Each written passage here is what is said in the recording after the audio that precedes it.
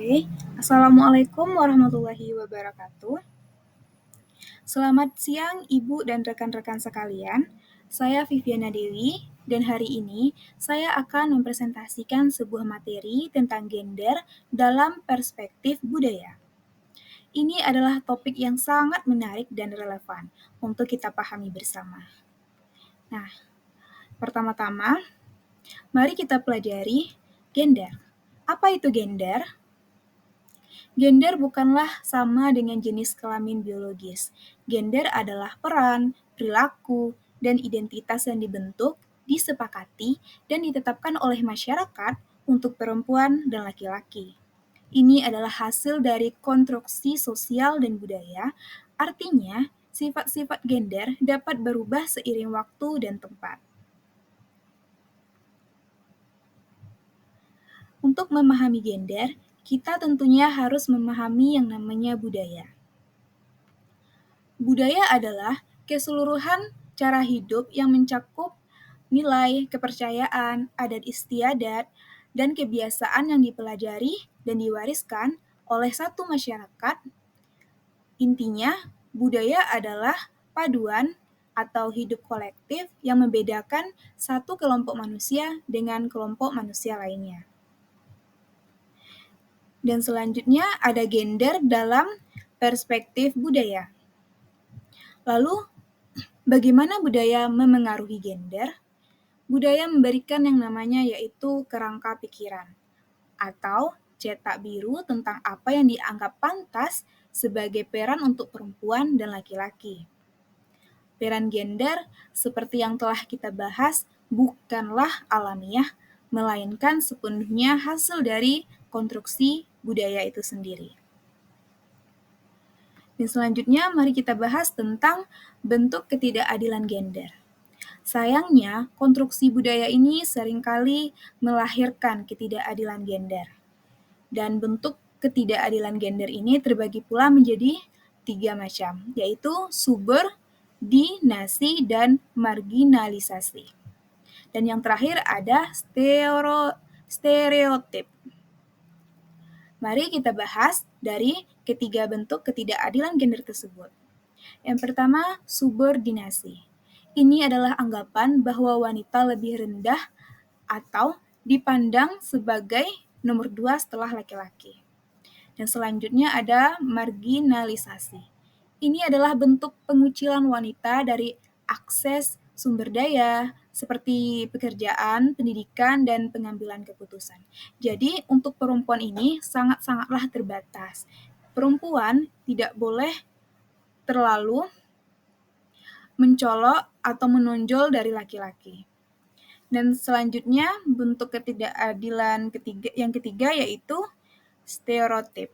Ini adalah labelan kaku atau seperti wanita harus lembut dan perempuan tidak boleh menangis, yang secara otomatis sangat membatasi potensi individu khususnya bagi perempuan itu sendiri. Dan selanjutnya ada 3 wujud kebudayaan. Kita bisa melihat bagaimana budaya membentuk gender melalui 3 wujud, yaitu ada wujud ideal atau gagasan, wujud aktivitas atau perilaku, dan yang terakhir ada wujud artefak atau benda fisik. Mari kita bahas satu persatu. Yang pertama yaitu wujud ideal atau gagasan. Ini adalah hal yang paling abstrak, yaitu mencakup tentang nilai, norma, dan kepercayaan di pikiran kolektif masyarakat.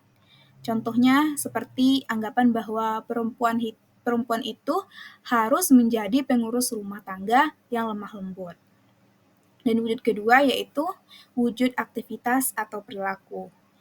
Nah, ini adalah pola interaksi dan tindakan sehari-hari berdasarkan wujud ideal. Contohnya seperti dalam rapat, hanya pria yang aktif berbicara, sementara wanita sibuk untuk menyiapkan konsumsi. Nah, selanjutnya kita ke wujud yang terakhir, yaitu wujud artefak atau benda fisik. Ini adalah yang paling nyata, yaitu hasil karya fiksi yang merefleksikan peran gender, yaitu contohnya peralatan dapur yang secara budaya dianggap sebagai milik wanita. Dan selanjutnya di slide ini ada tentang peran keluarga dalam menghargai perbedaan.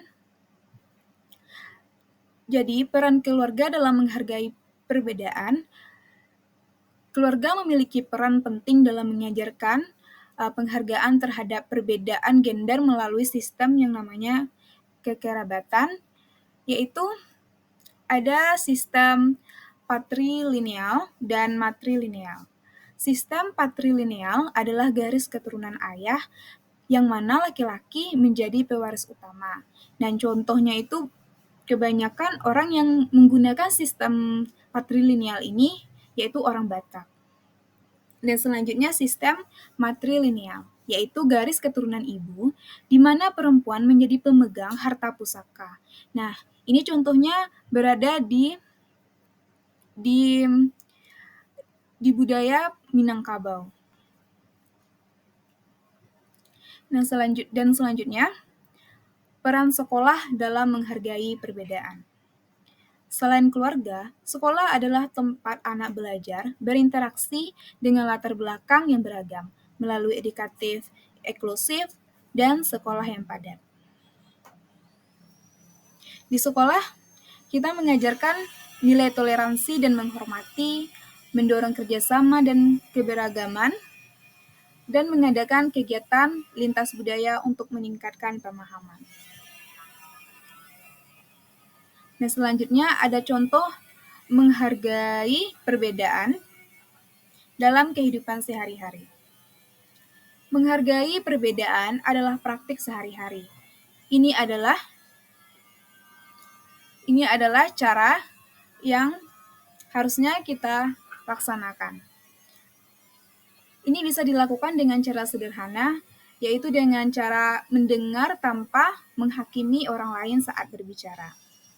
Lalu menghormati kebiasaan dan tradisi orang lain, tidak memaksakan pandangan pribadi kepada orang lain.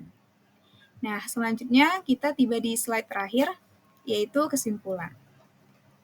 Nah, sebagai penutup, gender dalam perspektif budaya mengajarkan kita bahwa peran laki-laki dan perempuan itu bukanlah biologis, melainkan konstruksi sosial yang dibentuk oleh budaya. Budaya menetapkan peran melalui wujud ideal, aktivitas, dan artefak. Kita harus sadar bahwa konstruksi sosial ini seringkali menimbulkan yang namanya ketidakadilan seperti subordinasi dan marginalisasi. Oleh karena itu, mari kita terus mendorong penghargaan terhadap setiap potensi individu, terlepas dari peran gender yang melekat oleh budaya. Nah, berakhirnya kesimpulan tadi, maka berakhir juga presentasi saya pada mata kuliah Ilmu Budaya. Ya. Kalau ada kesalahan, saya mohon maaf. Saya tutupi dengan wassalamualaikum warahmatullahi wabarakatuh.